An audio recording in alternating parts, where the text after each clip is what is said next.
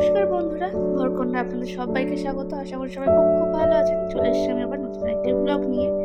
আর বুঝতেই পারছেন, শুনেছেন আমার আগের ব্লগে বড়বাবু বেশ অসুস্থ। তার একটা ছোট্ট অপারেশন হয়েছে পিঠে। তো আজ তৃতীয় চতুর্থ দিন। আজ বাবা এসছে, বাবা আজকে ড্রেসিং করাবে।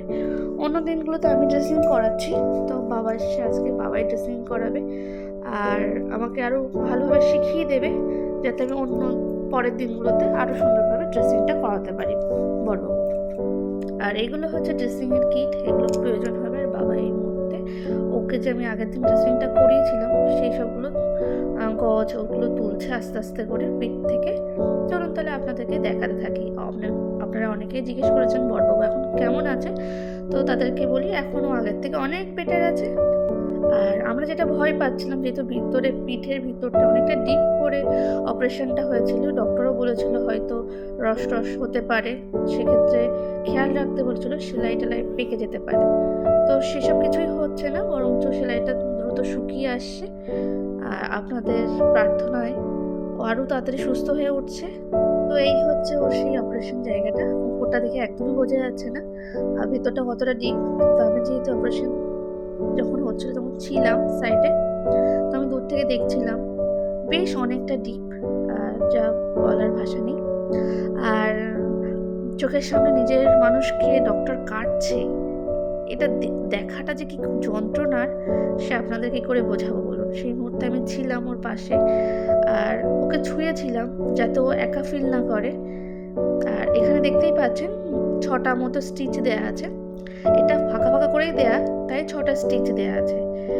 আর মানে বোঝা যাচ্ছে না, যেহেতু শুকিয়ে আসছে, ওর কাঁটাটা কত বড়, বেশ অনেকটাই শুকিয়ে গেছে, সেজন্য হয়তো আপনারা আমার ফোনে ভিডিওতে দেখে বুঝতে পারছেন না। তো বাবা আজকে দেখতেও এসেছিল। 2 দিন আগে মা চলে গেছে, মা ছিল এখানে, মা বাড়ি ফিরে গেছে। আর একটা দিন মাঝখানে গ্যাপ দিয়ে বাবা আজকে আবার এসছে ড্রেসিং করানোর জন্য। তো বেশ যত্ন সহকারে কিন্তু বাবা ড্রেসিংও করাচ্ছে। আর বড়বাবু উল্টে শুয়ে আছে। যে মুহূর্তে অপারেশন হয় আমি নিজেও জানতাম না। ডক্টরকে আগে একবার দেখিয়েছি, উনি অন্য একটা ডক্টর, উনি অপারেশনের কথা বলেছিল। আমরা মেন্টালি প্রিপারেশন নিচ্ছিলামই যে অপারেশন করাতেই হবে। তো আমরা ভাবলাম সেকেন্ড একটা সাজেশন নেওয়া যাক অন্য ডক্টরের কাছ থেকে। কিন্তু যখন আমরা গেলাম ডক্টর অশোক রয়, তো উনি সঙ্গে সঙ্গে বললেন না এখনই অপারেশন করতে হবে, এই মুহূর্তে এই অবস্থায় বাড়ি ফিরে আসা যাবে না। তো আমাদের আরও অনেক কিছু, আর একটা ডক্টরের সাজেশনও শুনলাম, উনিও বললেন।